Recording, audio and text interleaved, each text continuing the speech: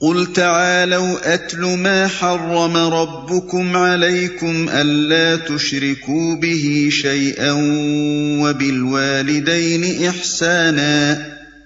ولا تقتلوا أولادكم من إملاق نحن نرزقكم وإياهم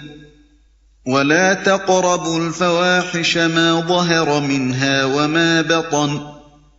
ولا تقتلوا النفس التي حرم الله إلا بالحق ذلكم وصاكم به لعلكم تعقلون۔ اے محمد ان سے کہو کہ آؤ میں تمہیں سناؤں تمہارے رب نے تم پر کیا پابندیاں عائد کی ہیں، یہ کہ اس کے ساتھ کسی کو شریک نہ کرو اور والدین کے ساتھ نیک سلوک کرو اور اپنی اولاد کو مفلسی کے ڈر سے قتل نہ کرو، ہم تمہیں بھی رزق دیتے ہیں اور ان کو بھی دیں گے، اور بے شرمی کی باتوں کے قریب بھی نہ جاؤ خواہ وہ کھلی ہوں یا چھپی، اور کسی جان کو جسے اللہ نے محترم ٹھہرایا ہے ہلاک نہ کرو مگر حق کے ساتھ۔ یہ باتیں ہیں جن کی ہدایت اس نے تمہیں کی ہے، شاید کہ تم سمجھ بوجھ سے کام لو۔ ان سے کہو آؤ میں تمہیں سناؤں کہ تمہارے رب نے تم پر کیا پابندیاں عائد کی ہیں، یعنی تمہارے رب کی عائد کی ہوئی پابندیاں وہ نہیں ہیں جن میں تم گرفتار ہو، بلکہ اصل پابندیاں یہ ہیں کہ جو اللہ نے انسانی زندگی کو منضبط کرنے کے لیے عائد کی ہیں اور جو ہمیشہ سے شرائع الہیہ کی اصل الاصول رہی ہیں۔ تقابل کے لیے ملاحظہ ہو بائبل کی کتاب خروج باب 20۔ یہ کہ اس کے ساتھ کسی کو شریک نہ کرو، یعنی نہ خدا کی ذات میں کسی کو اس کا شریک ٹھہراؤ، نہ اس کی صفات میں، نہ اس کے اختیارات میں اور نہ اس کے حقوق۔ ذات میں شرک یہ ہے کہ جوہر الوہیت میں کسی کو حصہ دار قرار دیا جائے، مثلا نصارہ کا عقیدہ تثلیث، مشرکین عرب کا فرشتوں کو خدا کی بیٹیاں قرار دینا، اور دوسرے مشرکین کا اپنے دیوتاؤں اور دیویوں کو اور اپنے شاہی خاندانوں کو جن سے آلہ کے افراد قرار دینا، یہ سب شرک فی الذات ہیں۔ صفات میں شرک یہ ہے کہ خدائی صفات جیسی کہ وہ خدا کے لیے ہیں ویسا ہی ان کو یا ان میں سے کسی صفت کو کسی دوسرے کے لیے قرار دینا، مثلا کسی کے متعلق یہ سمجھنا کہ اس پر غیب کی ساری حقیقتیں روشن ہیں، یا وہ سب کچھ سنتا اور دیکھتا ہے، یا وہ تمام نقائص اور تمام کمزوریوں سے منزہ اور بالکل بے خطا ہے۔ اختیارات میں شرک یہ ہے کہ خدا ہونے کی حیثیت سے جو اختیارات صرف اللہ کے لیے خاص ہیں ان کو یا ان میں سے کسی کو اللہ کے سوا کسی اور کے لیے تسلیم کیا جائے، مثلا فوق الفطری طریقے سے نفع و ضرر پہنچانا، حاجت روائی و دستگیری کرنا، محافظت و نگہبانی کرنا، دعائیں سننا اور قسمتوں کو بنانا اور بگاڑنا، نیز حرام و حلال اور جائز و ناجائز کی حدود مقرر کرنا، اور انسانی زندگی کے لیے قانون و شرع تجویز کرنا۔ یہ سب خداوندی کے مخصوص اختیارات ہیں جن میں سے کسی کو غیر اللہ کے لیے تسلیم کرنا شرک ہے۔ حقوق میں شرک یہ ہے کہ خدا ہونے کی حیثیت سے بندوں پر خدا کے جو مخصوص حقوق ہیں وہ یا ان میں سے کوئی حق خدا کے سوا کسی اور کے لیے مانا جائے، مثلا رکوع و سجود، 10 بستہ قیام، سلامی و آستانہ بوسی، شکر نعمت یا اعتراف برتری کے لیے نذر و نیاز اور قربانی، قضاء حاجات اور رفع مشکلات کے لیے منت، مصائب و مشکلات میں مدد کے لیے پکارا جانا، اور ایسی ہی پرستش و تعظیم و تمجید کی دوسری تمام صورتیں اللہ کے مخصوص حقوق میں سے ہیں۔ اسی طرح ایسا محبوب ہونا کہ اس کی محبت پر دوسری سب محبتیں قربان کی جائیں، اور ایسا مستحق تقوی و خشیت ہونا کہ غیب و شہادت میں اس کی ناراضی اور اس کے حکم کی خلاف ورزی سے ڈرا جائے، یہ بھی صرف اللہ کا حق ہے، اور یہ بھی اللہ ہی کا حق ہے کہ اس کی غیر مشروط اطاعت کی جائے اور اس کی ہدایت کو صحیح و غلط کا معیار مانا جائے، اور کسی ایسی اطاعت کا حلقہ اپنی گردن میں نہ ڈالا جائے جو اللہ کی اطاعت سے آزاد ایک مستقل اطاعت ہو اور جس کے حکم کے لیے اللہ کے حکم کی سند نہ ہو۔ ان حقوق میں سے جو حق بھی دوسرے کو دیا جائے گا وہ اللہ کا شریک ٹھہرے گا، خواہ اس کو خدائی ناموں سے کوئی نام دیا جائے یا نہ دیا جائے۔ اور والدین کے ساتھ نیک سلوک کرو۔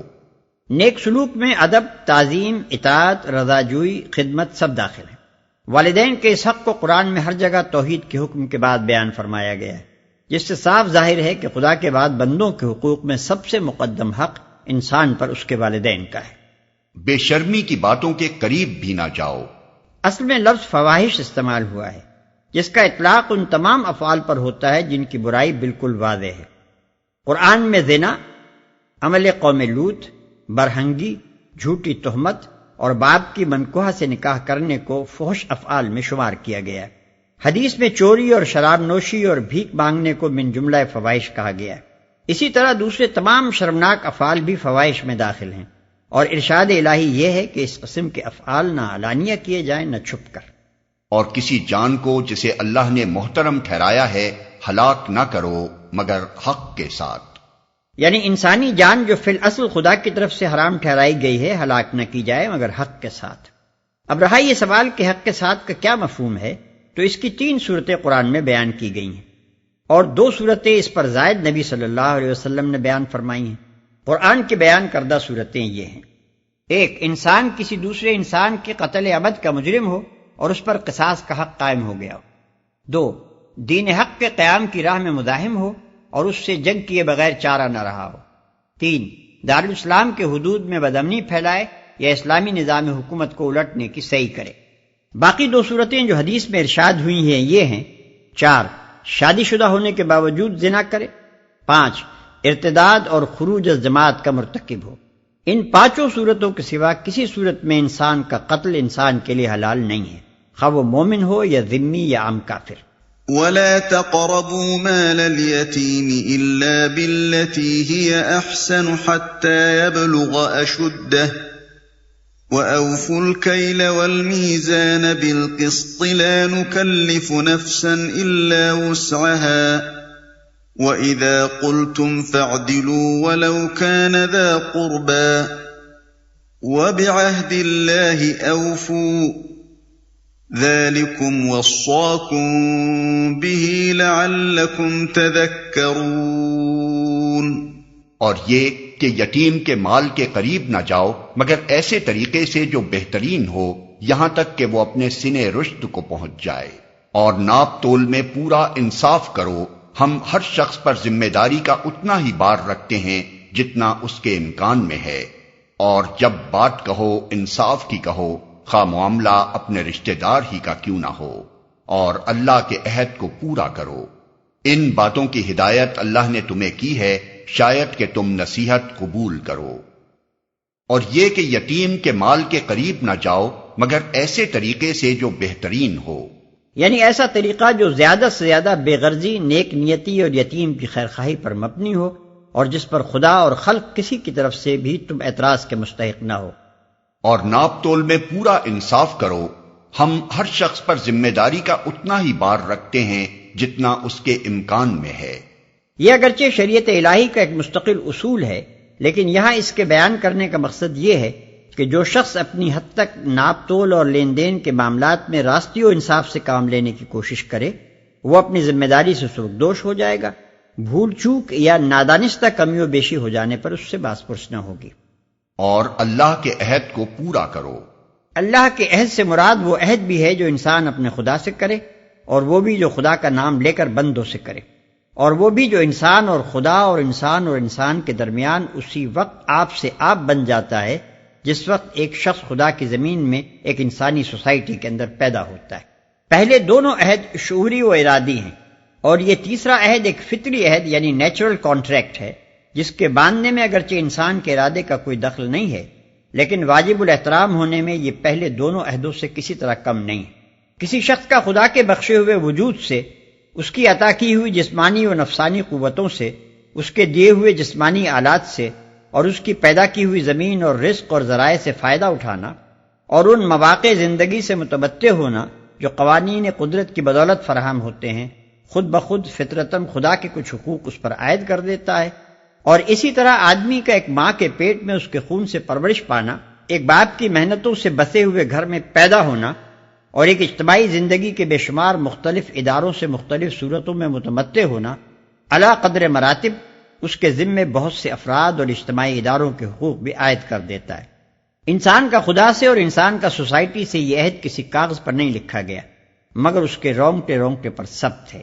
انسان نے اسے شعور و ارادے کے ساتھ نہیں باندھا، مگر اس کا پورا وجود اسی عہد کا رہین منت ہے۔ اسی عہد کی طرف سورہ بقرہ آیت 27 میں اشارہ کیا گیا ہے کہ فاسق وہ ہیں جو اللہ کے عہد کو اس کی استواری کے بعد توڑتے ہیں، اور جسے اللہ نے جوڑنے کا حکم دیا ہے اسے کاٹتے ہیں اور زمین میں فساد پھیلاتے ہیں۔ اور اسی کا ذکر آگے چل کر سورہ اعراف آیت 172 میں آتا ہے کہ اللہ نے ازل میں آدم کی پیٹھوں سے ان کی ذریت کو نکال کر ان سے شہادت طلب کی تھی کہ کیا میں تمہارا رب نہیں ہوں، اور انہوں نے اقرار کیا تھا کہ ہاں ہم گواہ ہیں۔ وَأَنَّ هَذَا صِرَاطِي مُسْتَقِيمًا فَاتَّبِعُوهُ وَلَا تَتَّبِعُوا السُّبُلَ فَتَفَرَّقَ بِكُمْ عَن سَبِيلِهِ ذَلِكُمْ وَصَّاكُمْ بِهِ لَعَلَّكُمْ تَتَّقُونَ۔ نیز اس کی ہدایت یہ ہے کہ یہی میرا سیدھا راستہ ہے، لہذا تم اسی پر چلو اور دوسرے راستوں پر نہ چلو کہ وہ اس کے راستے سے ہٹا کر تمہیں پراگندہ کر دیں گے۔ یہ ہے وہ ہدایت جو تمہارے رب نے تمہیں کی ہے، شاید کہ تم کجروی سے بچو۔ دوسرے راستوں پر نہ چلو کہ وہ اس کے راستے سے ہٹا کر تمہیں پراگندہ کر دیں گے۔ اوپر جس فطری عہد کا ذکر ہوا، یہ اس عہد کا لازمی اقتضا ہے کہ انسان اپنے رب کے بتائے ہوئے راستے پر چلے، کیونکہ اس کے امر کی پیروی سے منہ موڑنا اور خود سری و خود مختاری یا بندگی غیر کی جانب قدم بڑھانا انسان کی طرف سے اس عہد کی اولین خلاف ورزی ہے، جس کے بعد ہر قدم پر اس کی دفعات ٹوٹتی چلی جاتی ہیں۔ علاوہ بری اس نہایت نازک، نہایت وسیع اور نہایت پیچیدہ عہد کی ذمہ داریوں سے انسان ہرگز عہدہ ورا نہیں ہو سکتا جب تک وہ خدا کی رہنمائی کو قبول کر کے اس کے بتائے ہوئے راستے پر زندگی بسر نہ کرے۔ اس کو قبول نہ کرنے کے دو زبردست نقصان ہیں۔ ایک یہ کہ ہر دوسرے راستے کی پیروی لازماً انسان کو اس راہ سے ہٹا دیتی ہے جو خدا کے قرب اور اس کی رضا تک پہنچنے کی ایک ہی راہ ہے۔ دوسرے یہ کہ اس راہ سے ہٹتے ہی بے شمار پگڈنڈیاں سامنے آ جاتی ہیں جن میں بھٹک کر پوری نوع انسانی پراگندہ ہو جاتی ہے، اور اس پراگندگی کے ساتھ ہی اس کے بلوغ و ارتقاء کا خواب بھی پریشان ہو کر رہ جاتا ہے۔ انہی دونوں نقصانات کو اس فقرے میں بیان کیا گیا ہے کہ دوسرے راستوں پر نہ چلو کہ وہ تمہیں اس کے راستے سے ہٹا کر پراگندہ کر دیں گے۔ ثم آتينا موسى الكتاب تماما على الذي أحسن وتفصيلا لكل شيء وهدى ورحمة لعلهم بلقاء ربهم يؤمنون۔ پھر ہم نے موسیٰ کو کتاب عطا کی تھی جو بھلائی کی روش اختیار کرنے والے انسان پر نعمت کی تکمیل اور ہر ضروری چیز کی تفصیل اور سراسر ہدایت و رحمت تھی، اور اس لیے بنی اسرائیل کو دی گئی تھی کہ شاید لوگ اپنے رب کی ملاقات پر ایمان لائیں۔ رب کی ملاقات پر ایمان لانے سے مراد اپنے آپ کو اللہ کے سامنے جواب دہ سمجھنا اور ذمہ دارانہ زندگی بسر کرنا ہے۔ یہاں اس ارشاد کے دو مطلب ہو سکتے ہیں۔ ایک یہ کہ خود بنی اسرائیل میں اس کتاب کی حکیمانہ تعلیمات سے ذمہ داری کا احساس بیدار ہو جائے۔ دوسرے یہ کہ عام لوگ اس اعلیٰ درجے کے نظام زندگی کا مطالعہ کر کے اور نیکوکار انسانوں میں اس نعمت ہدایت اور اس رحمت کے اثرات دیکھ کر یہ محسوس کر لیں کہ انکار آخرت کی غیر ذمہ دارانہ زندگی کے مقابلے میں وہ زندگی ہر اعتبار سے بہتر ہے جو اقرار آخرت کی بنیاد پر ذمہ دارانہ طریقے سے بسر کی جاتی ہے، اور اس طرح یہ مشاہدہ و مطالعہ انہیں انکار سے ایمان کی طرف کھینچ لائے۔